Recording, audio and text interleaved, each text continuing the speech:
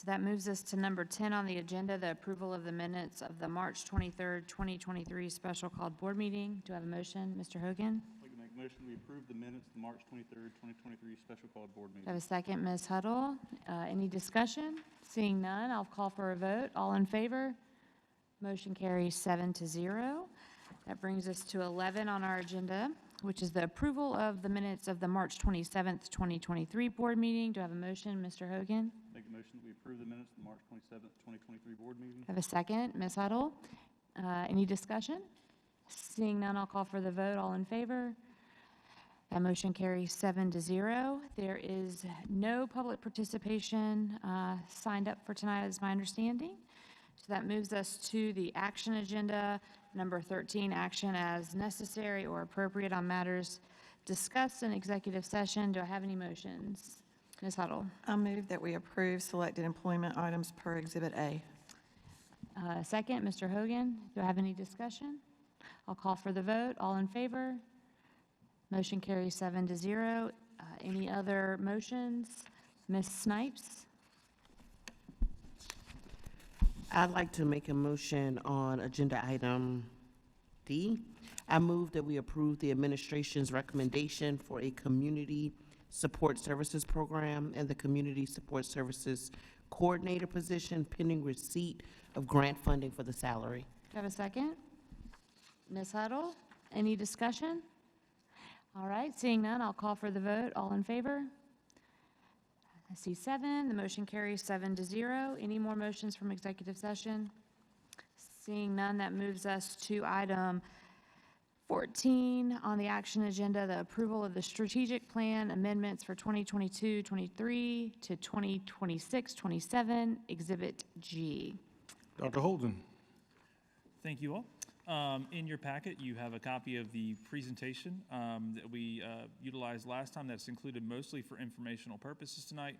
The intention is not to go back through that, although I can certainly do it as quickly as possible if we need to for us to knock that out. But I would remind everybody that, of course, we are in the 2022 through 23 through 26-27 strategic plan. This is our first full year of implementation with the new plan. We've already conducted a needs assessment, and we are currently in compliance with state law and state regulation on this piece. And what we've done is we have drafted goals in the areas of school climate, student achievement, teacher administrator quality, and gifted and talented. Each school in our district, as a reminder, has goals that are mirrored based on the district's plans. We've developed strategies, again, based off of community input, just like we did during the needs assessment process, and we have those strategies in school climate, in student achievement, teacher administrator quality, and gifted and talented as well. Just like with our goals, where each school has goals that are aligned to the district goals, the strategies at each school are aligned to the district strategies. We've spent the last 2 years here really considering the actions that we will use to address those strategies and ultimately help the district reach those goals in 5 years. We've got a talented team of folks at the district level who lead our implementation of each strategy. That list is here before you, kind of identifies which personnel specifically are leading the district's initiatives in those areas. Ultimately, each action step that you see has its own community input group that meets throughout the year to discuss what we are doing related to each strategy and how we might better meet the needs of our students, our schools, and our community. We have prepared a few minor revisions to the plan since we met in March. Those the little revisions are highlighted for you in the document that you've received. One of those is based off of the input we received during the March 24th board meeting. We met with Ms. Inabinet, who's our school counseling specialist, Ms. Simmons, who works here at the center, and looked at different options for what we currently do to ensure parents and families are aware of how to navigate our high school graduation process through the IGP, and are currently looking at other things that we can continue to do for next year and the years following to improve that. But we do anticipate that we will have future revisions as the budget is finalized through the board over the next few weeks as we prepare for 23-24, and we will have continued revisions throughout the process. We'll bring those back to you at this time next year. The last part is that we do make a recommendation. The board approve the plans as they are written there and as that you have, so we can submit those by the April 30th deadline. I'll take any questions as well. Do I have any questions? All right, I don't see any. Thank you for that. Ms. Do we need a motion to adopt? Because I think you have to sign this, don't you? We do? Yes. Yeah, we do need a motion. Okay. I'll do it. All right. Ms. Huddle. I move that we adopt the strategic plan for 2022 to 2023 to 2026 to 2027 per Exhibit G. Do I have a second? I saw Ms. Barnhart first. We apologize. Ms. White covered for me and wrote the motion, so I apologize for not, I don't know, but Ms. White made sure we had one ready because I omitted to include the recommendation, so sorry about that. It's all right. Do we have any more discussion? Any more questions for Dr. Holden? All right, seeing none, I'll call for the vote to approve the strategic plan amendments for 2022-23 to 2026-27 as seen in Exhibit G. All in favor? That motion carries 7-0, and I will sign that when I need to sign that. Thank you very much. All right, that moves us, thank you, Ms. Huddle, for that. That moves us to the approval of the memorandum of understanding between the town of Chapin and the School District 5 of Lexington and Richland Counties in Exhibit J. I'm sorry, it's a Monday. So we're going to go back to 15, and we're going to move for the approval of the Spring Bond Resolution Exhibit H and approval of the 2023-24 capital projects in Exhibit I. Do I have a motion for that approval? Mr. Scully? I move that we approve the Spring Bond Resolution Exhibit H and approval of the 2023-24 capital projects. And do I have a second? Ms. Snipes seconds, and I will open it up to Dr. Ross and company for discussion. We have our CFO here and our attorney, Franny Hauser here, if there are any questions. Do we have any questions? Ms. Huddle? I don't have a question, but a big part of the capital budget, I think it was $3.5 million, is technology, and a great deal of that, I believe, was Chromebooks. So one hesitancy I have is I think we have an opportunity to re-examine how much we're using computers in our younger grades. So I will just put out there that, I feel like we're just kind of going with the flow, and we've got, we jumped on this path because of COVID, and now we're on it. And, I shared something that I emailed to the whole board, and I think Mr. Satterfield sent something as well. And I just thought this is a good opportunity because this is where the money's going to talk about, at some point, can we examine this and study this and see, is it really a good idea for first graders to be on Chromebooks, for example? Dr. Ross? Yes, Ms. Huddle, and I appreciate that. Our administration is working to present on the May 8th meeting, kind of our grading philosophy. Dr. Harris and his team will get with the psychologists and to give us kind of an update on what we're seeing and the concerns that were expressed. We are, as you said, right now, our system is kind of moving forward with our instructional plans. But we've met with our principals concerning these questions. We'll meet with our parent advisory tomorrow, bringing those same questions, and we will talk about that next year. We'll talk about that at next meeting in preparations for our plan next year. So being that, this process starts in October, we're kind of at the tail end of where we are, but this is perfect as we look down the road. So I want you to know those concerns are going to be addressed. We will talk about them at the May 8th meeting in the superintendent's report, and then work through with our grading philosophy on what are we doing in the future. We also want to bring to your attention some new technology that we're seeing that's leveraging some of the traditional ways of teaching and learning. So we will need your help as community, as parents, as we look at all of this. We're very concerned with social, emotional health, social media, and a lot of the things we're seeing that are not during the school day. So all of that will be wrapped up into one conversation as we move for our instructional plan for the following year. I would just like to say, I'm going to add on to that. I know that there's several of us on this board that have elementary school students. I have 2 elementary school students and one that learned how to read post-COVID and has only used a Chromebook, not just to read, but I mean, like in kindergarten, she was given a Chromebook. And pre-COVID, we didn't allow technology in my house. And now both of them have learned at school with a heavy focus on the Chromebook. And it's hard to manage what is on their Chromebook, what they are seeing, what they're doing on their own time, especially when they're outside of school. You see the struggle with spelling because when they type, the spell check will tell them what they need. And it's just not, I mean, I understand that we were put in a situation and we had to respond. And I don't want to make a change at this point without fully understanding how for teachers to implement any kind of change if that's what we do, because that's only going to be more confusing to little minds that are trying to learn. And it, you know, I mean, elementary school is tough that they're learning how to be, you know, that's the very, they're getting those foundational building blocks, and it's very important. But it would be nice to not have a focus while they're in a classroom on the Chromebook, and to not necessarily put such a focus on the Chromebook, because, I mean, we have, I don't know, I'm not going to speak for the other parents in here, but I know that we have to be over their shoulders all the time to see, is it really a school game? Is it really, like, did you get this from school?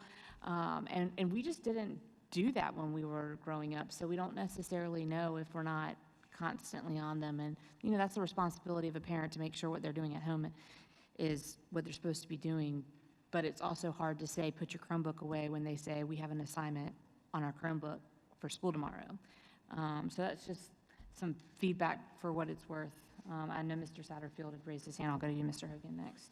Yeah, I was going to sort of add on to that. And actually, when we had the presentation with regards to our MAP scores, I looked at math as more of an abstract thought, yet we're doing better in math. Our ELA scores are not rising as much. And so, and I know we always have, in past years, have given a great deal of support to reading programs. We've had reading interventionists and reading recovery and all kinds of programs with regards to that. But I think it is starting to, and I shared some information with the other board members, some of the things that I've seen on the internet, I was on the internet.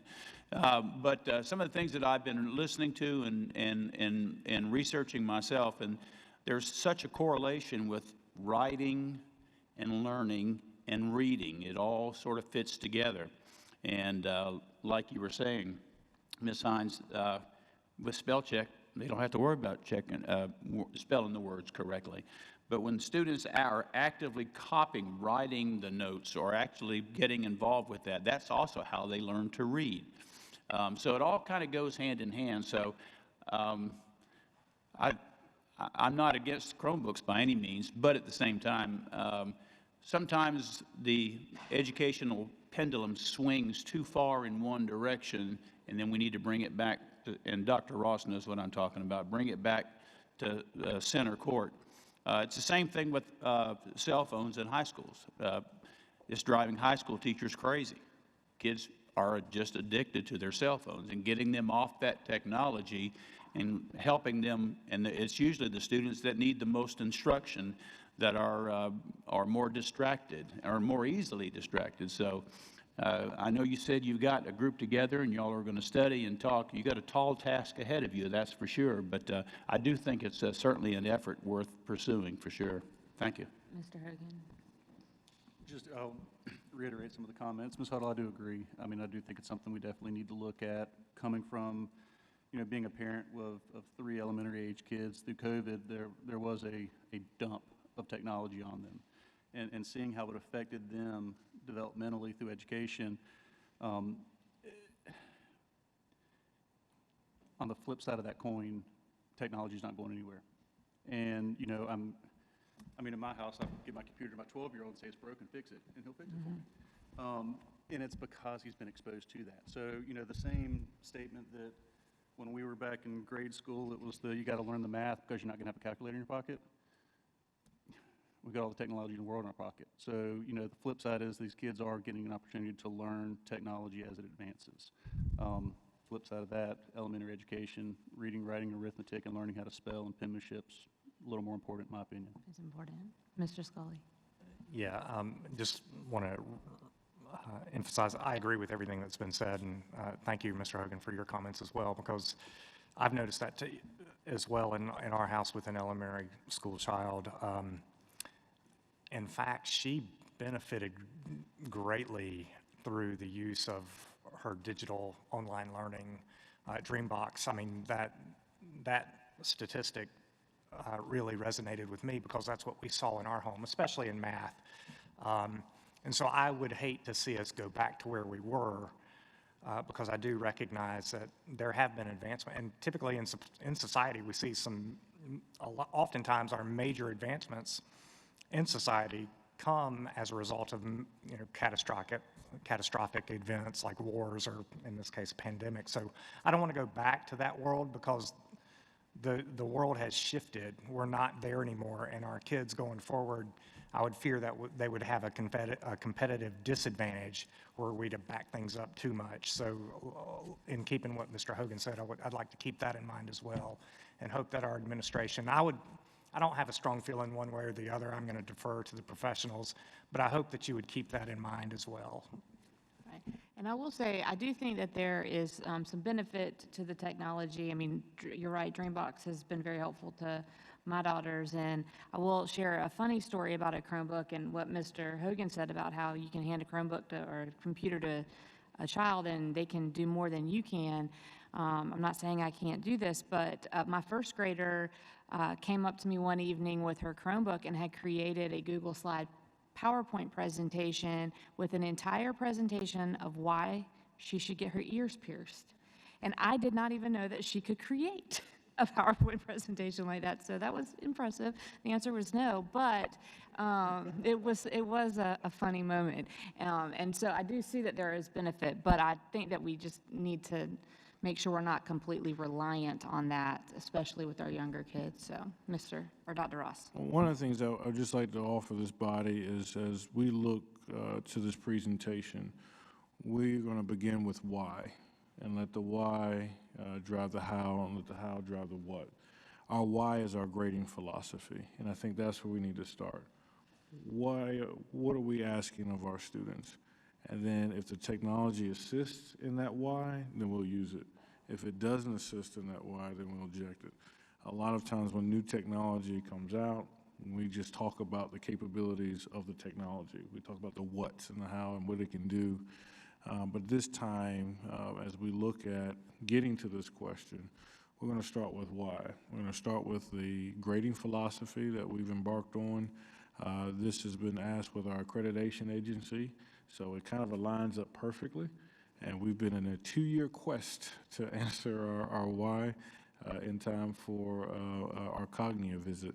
So we will align these two conversations together so that we have a plan this time next year. All right, and do we have any other questions relating to the motion that's on the floor?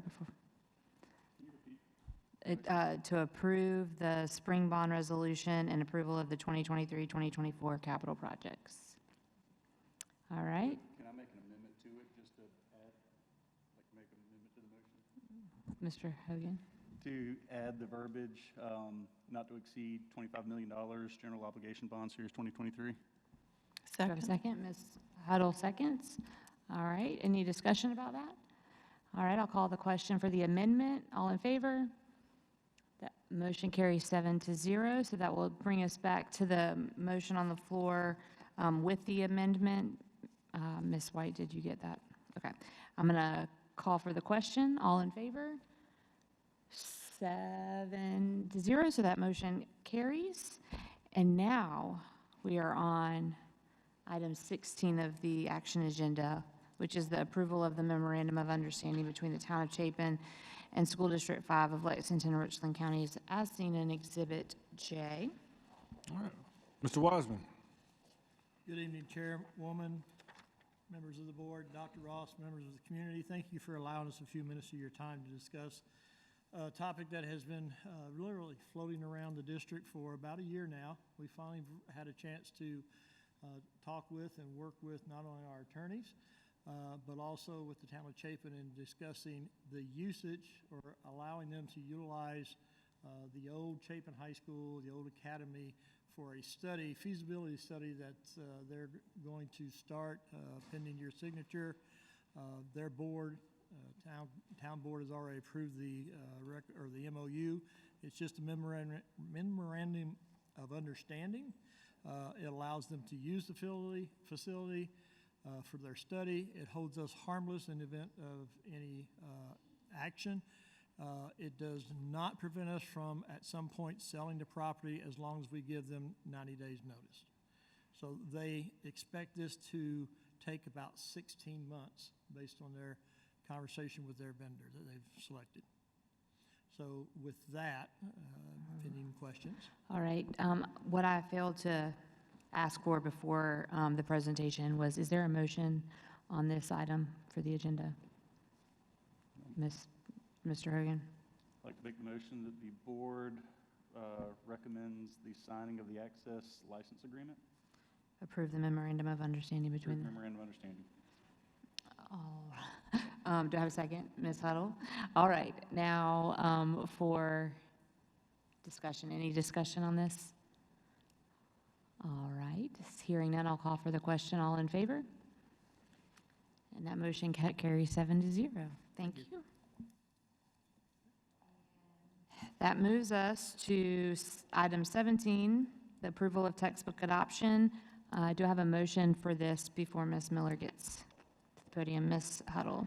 I move that we approve the adoption of the following textbooks for science, biology, CP, and honors AP biology, for CTE, digital multimedia, image editing, nutrition and wellness, digital media marketing, merchandising, and digital art and design, and for social studies, AP European history, all per Exhibit K. Do I have a second? Mr. Hogan. All right. Ms. Miller. All right. Good evening, Madam Chair, Board, Dr. Ross. You may recall throughout this past year, I have come to you on several different occasions with textbooks. That has to do with the State Department's timelines. This year, they were able to go back to the pre-COVID timeline and do them all at once. So that's why we have all of these tonight, and I'm coming to you at one time. I would be remiss if I did not thank Ms. Beth Boland, our science coordinator, Ms. Melanie Sanford, our social studies coordinator, and Charity Simmons, our career and technical education coordinator, for being here tonight and for their leadership with the work of their committees and reviewing the state recommended textbooks and bringing forward recommendations for you to consider for adoption this evening. And Dr. Robin Cox is here as well, who oversees our textbooks. So we did coordinate with the pink, by the way. Thank you, ladies, for all of your hard work. So just to let you know that we have followed the process, the same process that we always do. At the state level, the committees reviewed these instructional materials between June 6th through the 14th of 2022 based on the requirements of the State Department of Education. Based on those committee recommendations, the State Department held a public review period from October 10th to November 10th, 2022, and the State Board of Education approved the recommendations on December 14th of 2022. Using the list of approved textbooks from the State Department of Education and, of course, following our board policy, IJJ, textbook selection and adoption, the district selection process began in January of 2023.